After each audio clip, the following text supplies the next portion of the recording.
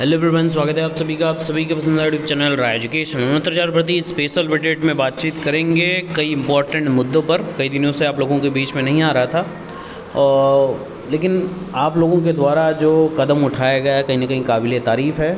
और मुझे खुशी है कि मैंने जो मुद्दे रखे आप लोगों के समक्ष, जो आपको सजेशंस दिए, जो रास्ते बताएं, उन सभी रास्तों पर आप लोग चल रहे हैं और कहीं ना कहीं बहुत मजबूती से आप आगे बढ़ रहे हैं। मेरी ढेर सारी शुभकामनाएं आप सभी के साथ हैं और आप लोग बेहतर की तरफ आगे बढ़ रहे हैं। 6800 अभ्यर्थियों ने अब सही कदम उठाया है।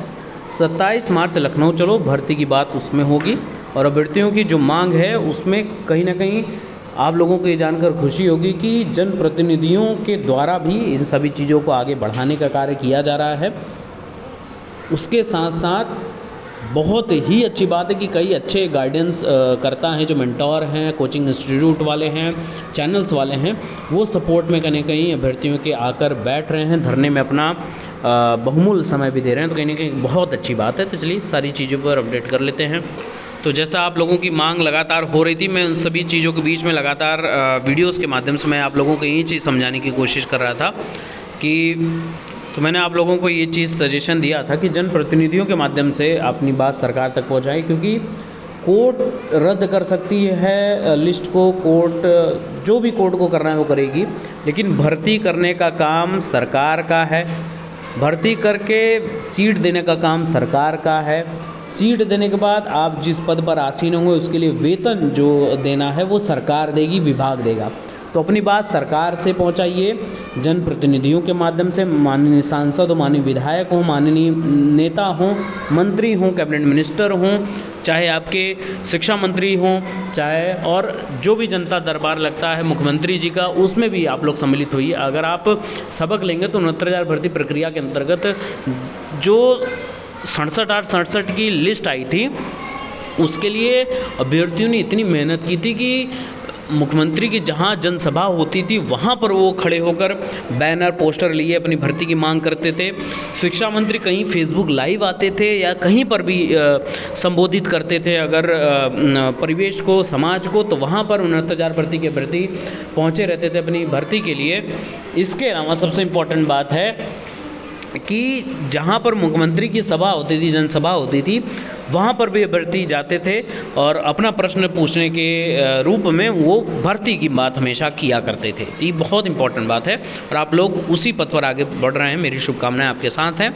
मैं हमेशा से कहता आया हूँ और हमेशा से कहता रहूँगा कि जो वैलिड हैं आप सभी वैलिड हैं और आप लोगों के साथ मैं हूँ खड़ा।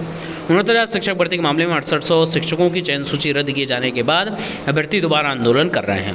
अब वे जनप्रतिनिधियों के माध्यम से सरकार तक अपनी बात पहुंचाने का प्रयास कर रहे हैं। उनका कहना है कि सरकार ने उन्हें चयनित किया है। बहुत अच्छी बात है, ये बहुत वैलिड पॉइंट है, बहुत मजबूत पॉइंट है, इसलिए सरकार ही उन्हें नियुक्ति दे। यही वजह है कि वे ग्राम पंचायत प्रधान, क्षेत्र पंचायत सदस्य, जिला पंचायत सदस्य, ब्लॉक प्रमुख आदि के माध्यम से सरकार पद भिजवा रहे हैं। तो 6800 भर्ती के साथ साथ नई भर्ती की मांग लगातार अभ्यर्थी कर रहे हैं। आप अगर देखेंगे 23 मार्च 2023 अनवरत धरना चल रहा है इको गार्डन लखनऊ में, नई प्राथमिक शिक्षक भर्ती के विज्ञापन जारी करने के लिए। और क्या क्या इंपॉर्टेंट मांगे हैं, जो बातें मैं आप लोगों के समक्ष करता हूँ वो सारी चीज़ें आपके यहाँ पे देखने को मिलेंगी, क्योंकि वो सारी चीज़ें वैलिड हैं। तो कहीं ना कहीं तथ्यों पर बात करनी चाहिए, वैलिडिटी पर बात करनी चाहिए। अगर आप यहाँ देखेंगे कि बेसिक में पिछले 4 साल से प्राथमिक शिक्षक भर्ती नहीं आई है। सरकार ने सुप्रीम कोर्ट में स्वीकार किया था कि 51,112 पद रिक्त हैं। शिक्षा मंत्री ने सदन में स्वीकार किया कि ग्रामीण क्षेत्र में 51,112 पद और नगर क्षेत्र में 12,149 पद रिक्त हैं। सरकार ने 6 वर्षों में बेसिक में कोई भी नवीन पद सृजित नहीं किया है। और मुख्यमंत्री जी ने भी एक कमेटी सजेस्ट की थी जिसके चेयरमैन मुकुल सिंघल जी थे राजस्व परिषद के, और उनकी अध्यक्षता में रिक्त पदों पर बातचीत की गई थी और नए पद सृजित करने की कमेटी भी थी, जिसकी रिपोर्ट आज तक सार्वजनिक नहीं हुई है।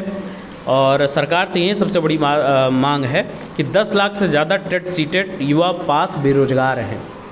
तो ये बहुत बड़ा प्रश्न है कि आप जितनी भी क्वालिफाइंग नेचर हो सकता है, बच्चा बीटीसी करता है जिसको आप डीएलएड बोलते हैं, और बीएड करता है, प्रत्येक वर्ष कई लाख अभ्यर्थी पास हो रहे हैं, टेट सीटेट क्वालिफाई करते जा रहे हैं, मार्कशीट डिग्री सारी चीज़ें तय कर कर रखते जा रहे हैं, लेकिन उसके लिए वो कितने योग्य हैं, उनकी काबिलियत को परखने की बजाय उनको बेरोजगारी के और कहीं न कहीं जिस युवा को